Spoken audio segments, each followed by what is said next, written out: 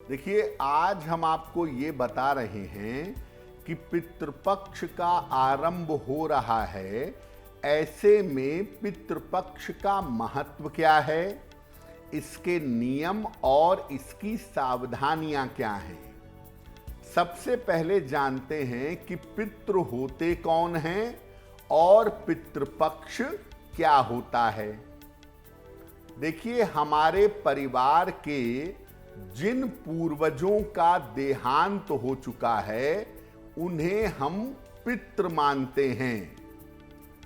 जब तक किसी व्यक्ति की मृत्यु के बाद उसका जन्म नहीं हो जाता, वो सूक्ष्म लोक में रहता है और ऐसा मानते हैं कि इन पितरों का आशीर्वाद सूक्ष्म लोक से परिवारजनों को, परिवार के लोगों को मिलता रहता है।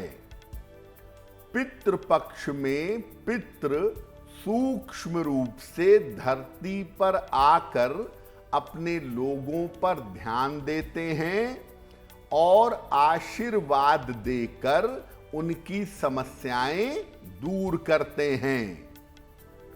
पितृपक्ष में हम लोग अपने पूर्वजों को, पितरों को याद करते हैं और उनकी याद में दान धर्म का पालन करते हैं।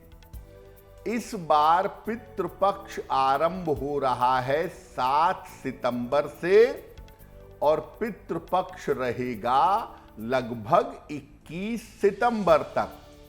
तो 7 सितंबर से लेकर के 21 सितंबर तक पितृपक्ष के नियमों का पालन होगा और इस समय में जो सावधानियां हैं उनका पालन किया जाएगा। पितृपक्ष का जो समय होता है उसमें नियमित रूप से टेक्निकली पूर्वजों की, पितरों की पूजा की जाती है एक विशेष प्रक्रिया के द्वारा।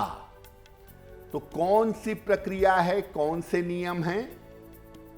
देखिए, पितृपक्ष में हम अपने पितरों को नियमित रूप से जल अर्पित करते हैं और ये जल दक्षिण दिशा की तरफ चेहरा करके दोपहर के समय दिया जाता है।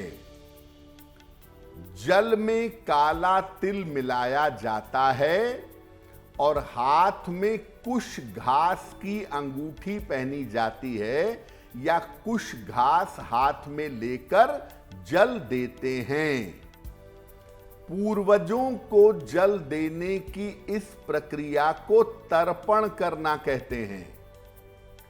जिस दिन पूर्वज के देहांत की तिथि होती है उस दिन अन्न और वस्त्र का दान किया जाता है और उसी दिन किसी निर्धन व्यक्ति को भोजन भी कराया जाता है। और जब पूर्वज के देहांत की तिथि पर आप भोजन करा देते हैं, दान कर लेते हैं, तो इसके बाद पितृपक्ष के कार्य समाप्त हो जाते हैं।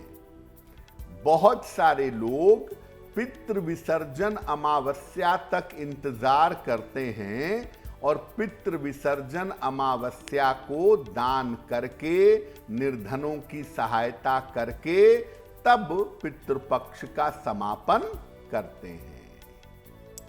देखिए, एक परिवार में बहुत सारे लोग होते हैं। कोई बड़ा है, कोई छोटा है, कोई मंझला है, बड़े दादा दादी हैं, माता पिता हैं। तो आखिर पूर्वजों के लिए जो जल अर्पण करना है रोज या उनका श्राद्ध करना है, ये कौन कर सकता है, किसको इसका अधिकार है? देखिए, घर का जो वरिष्ठ पुरुष सदस्य है वो रोज तर्पण कर सकता है, रोज अपने पूर्वजों को जल दे सकता है। अगर घर का कोई वरिष्ठ पुरुष सदस्य नहीं है तो उसके अभाव में घर का कोई भी पुरुष सदस्य नियमित जल दे सकता है। पौत्र को यानी पुत्र के पुत्र को और नाती को यानी पुत्री के पुत्र को भी तर्पण और श्राद्ध करने का अधिकार होता है।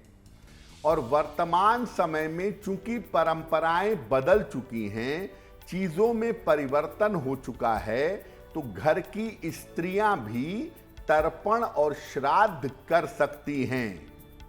सिर्फ इतना ध्यान रखना जरूरी है कि पितृपक्ष की सावधानियों का पालन किया जाए, जैसे पितृपक्ष में पवित्रता और सात्विकता बनाए रखा जाए और पूरी श्रद्धा के साथ अपने पूर्वजों को याद करके उनको जल दिया जाए या उनके नाम से श्राद्ध किया जाए, तो ऐसा करना बहुत उत्तम होगा।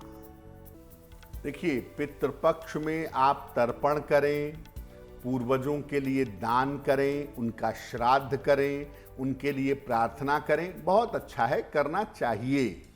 लेकिन आपको ये पता होना चाहिए कि कौन सी सावधानियों का और कौन से नियमों का आप पालन करें तो अच्छा होगा। देखिए, पितृपक्ष में दोनों समय स्नान करके अपने पूर्वजों को, अपने पितरों को याद करना चाहिए। कुतप वेला में पितरों को जल अर्पित करना चाहिए। कुतप वेला होता है मध्य दोपहर का समय। इसी समय में तर्पण का विशेष महत्व है। तर्पण में कुश और काला तिल, इसका प्रयोग करना जरूरी है। इनके साथ तर्पण करने पर तर्पण संपूर्ण होता है और इनके साथ तर्पण करना अद्भुत परिणाम देता है। जो कोई भी पितृपक्ष का पालन करता है, नियमित रूप से तर्पण करता है, अपने पूर्वजों के लिए दान करता है, भगवत गीता का, गरुड़ पुराण का पाठ करता है, उसे पितृपक्ष में केवल एक समय भोजन करना चाहिए। संध्या काल को पूजा के बाद सात्विक भोजन ग्रहण करना चाहिए। पितृपक्ष का समय बड़ा पवित्र समय माना जाता है, तो अगर पितृपक्ष का पालन आपके घर में होता है तो सात्विक आहार बनना चाहिए। प्याज, लहसुन, मांस, मदिरा से परहेज करना चाहिए। और जहां तक संभव हो, पितृपक्ष में दूध का प्रयोग कम से कम करना चाहिए। पितरों को जो फूल अर्पित किए जाते हैं पूर्वजों को, उनको हल्की सुगंध वाले सफेद फूल अर्पित करने चाहिए। तीखी सुगंध वाले फूल वर्जित हैं। दक्षिण दिशा की तरफ चेहरा करके पितरों का तर्पण करना चाहिए और पितरों का श्राद्ध करें, पिंडदान करें।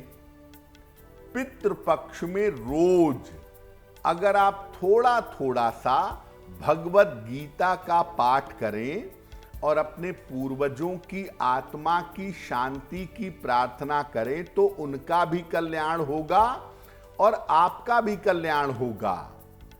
कर्ज लेकर या दबाव में कभी भी श्राद्ध कर्म नहीं करना चाहिए। आपके शास्त्र ऐसा कहीं नहीं कहते हैं कि आपके ऊपर कोई प्रेशर है, आपके ऊपर कोई दबाव है कि आप कर्जा लेके ही श्राद्ध करेंगे, कर्जा लेके ही दान करेंगे, निर्धनों को भोजन कराएंगे। कर्ज लेकर या दबाव में तर्पण, श्राद्ध आदि नहीं करना चाहिए। देखिए, आप रोज एक नियम बना लें कि सुबह के समय या शाम के समय, जब भी आप इत्मीनान से बैठ सकें, भगवत गीता के एक अध्याय का 2-4-10 श्लोक का पाठ करें और ऐसे पाठ करें जैसे आप अपने पूर्वजों को सुना रहे हों। और पाठ करने के बाद ये प्रार्थना करें कि आपके पितरों की आत्मा को शांति मिले, आप और बेहतरीन परिणाम चाहते हैं तो श्रीमद् भागवत का पाठ भी कर सकते हैं। भगवान कृष्ण की लीलाएं हैं उसमें, श्रीमद् भागवत का पाठ भी अगर आप करें तो इससे भी आपके पितरों की आत्मा को शांति मिलेगी।